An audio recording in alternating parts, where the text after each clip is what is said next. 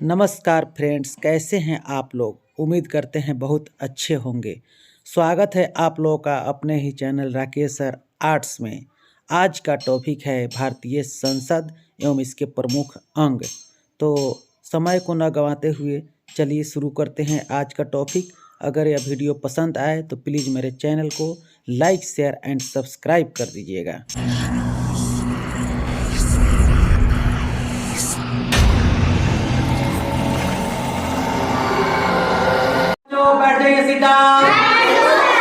आज हम लोग पढ़ेंगे अपने देश के संसद के बारे में, भारत के संसद के बारे में कि हमारा देश किस प्रकार से चलाया जाता है, इनकी विभिन्न शक्तियां किन हाथों में है।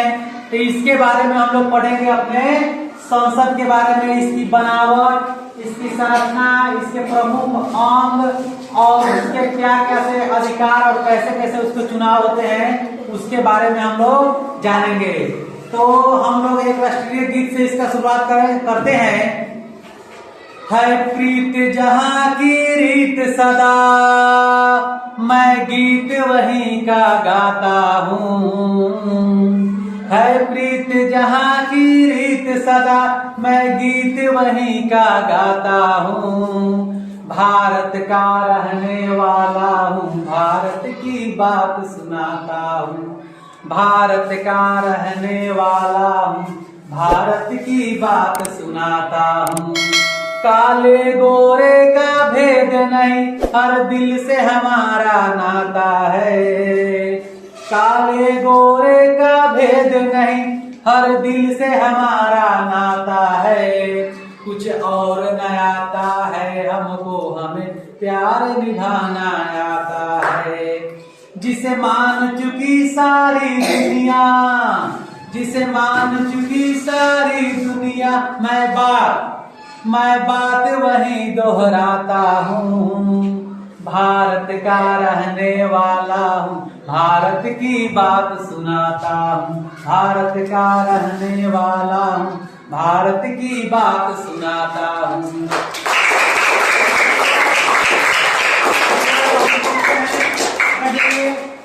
भारत का जो संसद है यह ब्रिटेन के संसद प्रणाली से लिया गया है। भारत का संसद ब्रिटेन, इंग्लैंड के संसद प्रणाली से लिया गया है। भारत के संसद भवन का निर्माण जनवरी 1927 में हुआ था और तभी से भारतीय संसद अस्तित्व में आ गया है। ध्यान से सब कुछ सुनिए। तो हमारे संसद जो है, भारत जब स्वतंत्र हुआ 15 अगस्त 1947 को, तो स्वतंत्रता के बाद 26 जनवरी 1950 ईस्वी को हमारा देश जब गणतंत्र हुआ तो हमारा संसद जो है कार्य करना प्रारंभ हुआ। अब ये संसद का प्रमुख अंग और भारत के 30 अनुच्छेद के तहत भारतीय संसद का गठन किया गया है। तो भारतीय संसद का गठन अनुच्छेद 79 के तहत किया गया। किसके तहत किया गया है? 79। भारतीय संसद का गठन अनुच्छेद 79 के तहत किया गया। किस अनुच्छेद के तहत? और ये संसद के 3 प्रमुख अंग हैं। कौन कौन है? लोकसभा, राज्यसभा और राष्ट्रपति। तीनों को मिलाकर तब हमारा भारतीय संसद बनता है, parliament of India. Lok Sabha, Rajya Sabha और राष्ट्रपति। लोकसभा को हम लोग निम्न सदन कहते हैं, राज्यसभा को उच्च सदन कहते हैं और राष्ट्रपति भारत के महामहिम होते हैं, जिसे भारत का पहला नागरिक होने का गौरव भी प्राप्त होता है। भारतीय लोकसभा की गठन किया गया है और संविधान के अनुच्छेद 81 के तहत भारतीय लोकसभा का गठन किया गया है और भारतीय राज्यसभा का गठन संविधान के अनुच्छेद 80 के तहत किया गया है। तो इस तरह से भारतीय संसद का गठन 79, उच्च सदन का 80 और लोकसभा का 81। इस तरह से भारतीय संविधान का गठन किया गया है।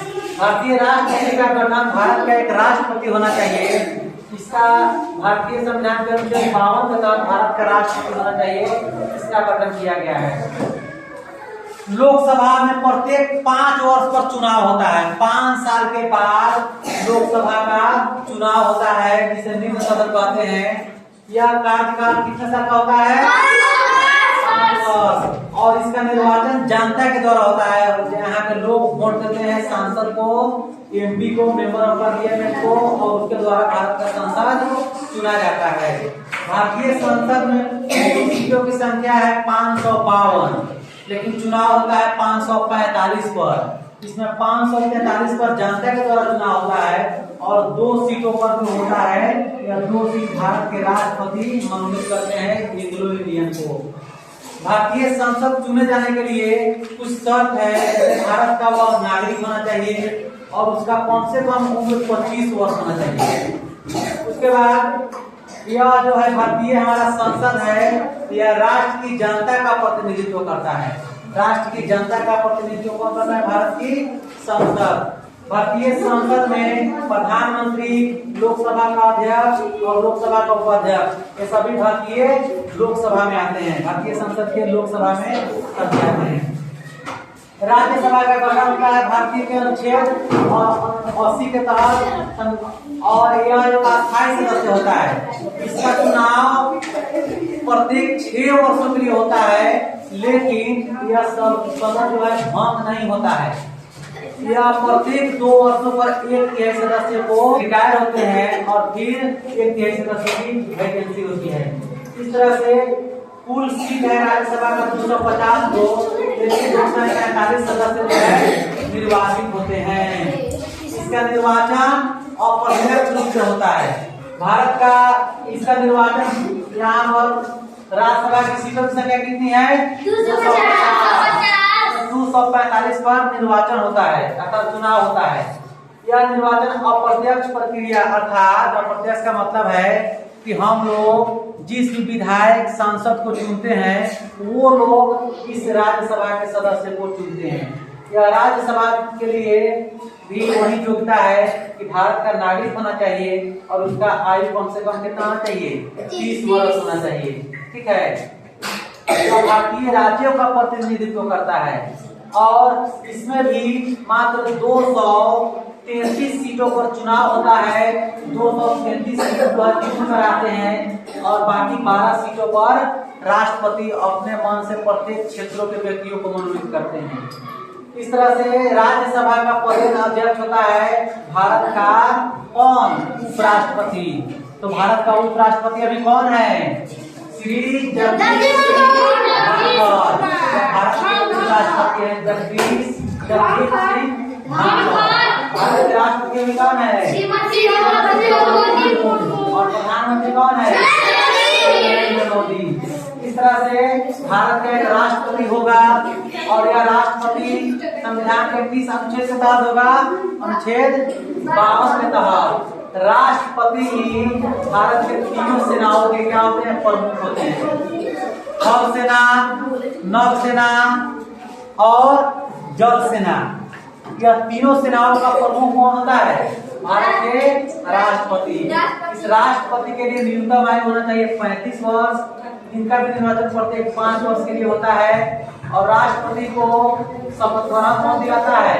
सुप्रीम कोर्ट का जो मुख्य जज होता है, सबसे प्रधान मेन जज होते हैं, वही राष्ट्रपति को शपथ दिलाते हैं। और राष्ट्रपति को हटाना है तो उनको महाभियोग लगाकर उनको हटाया जाता है। जिस और अगर राष्ट्रपति के अंदर एक बहुत बड़ी शक्ति होती है, अगर किसी को मृत्यु दंड भी मिल गया है, फांसी की सजा हो गई है, तो उसको राष्ट्रपति माफ कर सकते हैं। तो राष्ट्रपति के पास इतना पावर होता है।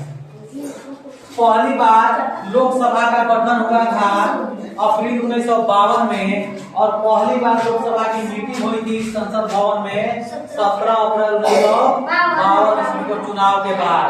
इस तरह से राज्यसभा को होता है दूध सदन, उच्च सभा 13 फरवरी को था। अभी वर्तमान में कुछ प्रश्न आप लोगों से पूछेंगे, इसी प्रश्न से आप लोगों को बताना है। ठीक है, तो यहाँ लोकसभा का अध्यक्ष है श्री ओम बिरला। अभी इस लोकसभा के अध्यक्ष कौन है? श्री ओम बिरला। और लोकसभा का उपाध्यक्ष जो होता है वह किसी भी पार्टी का जो विरोधी पार्टी होता है जो सबसे बड़ा विरोधी पार्टी होता है उसका प्रमुख बनाया जाता है लोकसभा के उपाध्यक्ष को। ठीक है, तो इससे प्रश्न उत्तर आपको पूछते हैं, सबको जवाब देना है। एक बार रिपीट करते हैं प्रश्न उत्तर को, तो सबको एक साथ जवाब दीजिएगा। भारत का संसद किस देश से लिया गया है? ब्रिटेन से। भारत के राष्ट्रपति अभी कौन है? द्रौपदी मुर्मू। भारत के उपराष्ट्रपति कौन है? श्री जगदीप सिंह धनखड़। भारत के प्रधानमंत्री कौन है? और भारतीय संसद के कितने अंग हैं? कौन कौन? लोकसभा को हम लोग निम्न सदन भी कहते हैं। तो भारत का निम्न सदन कौन है? भारत का उच्च सदन कौन है? और भारत का सबसे पहला नागरिक कौन होता है? भारत का राष्ट्रपति। लोकसभा में सीटों की संख्या कितनी है? राज्यसभा में सीटों की संख्या कितनी है? 250। और भारत में एक राष्ट्रपति होगा। संविधान के किस अनुच्छेद के तहत भारत का एक संसद होगा? अनुच्छेद 79। संविधान के किस अनुच्छेद के तहत भारत में राज्यसभा होगा? और संविधान के किस अनुच्छेद के तहत भारत में संसद के सीटों की संख्या कितनी है? 552। 552। चुनाव कितने पर होता है? 543 पर। उसके लिए भारतीय लोकसभा के लिए कोई व्यक्ति अगर चुनाव लड़ेगा तो उसको कम से कम कितना उम्र का होना चाहिए? 25 वर्ष का। और राज्यसभा के सदस्य के लिए कितना उम्र होना चाहिए? 30 वर्ष। और भारत के राष्ट्रपति बनने के लिए कितना उम्र होना चाहिए? 35 वर्ष। लोकसभा का चुनाव कितने वर्षों पर होता है? 5 वर्षों पर। राज्यसभा का चुनाव 6 वर्षों पर। और भारत के राष्ट्रपति का चुनाव 5 साल पर। तो 5 साल के बाद फिर राष्ट्रपति की फिर से चुनाव होती है और लोकसभा का चुनाव होता है। तो आज के लिए इतना ही। जानकारी को आप लोग उतार लीजिए सब कोई, और उसके बाद इसको अच्छा से याद करके आना है। ठीक है।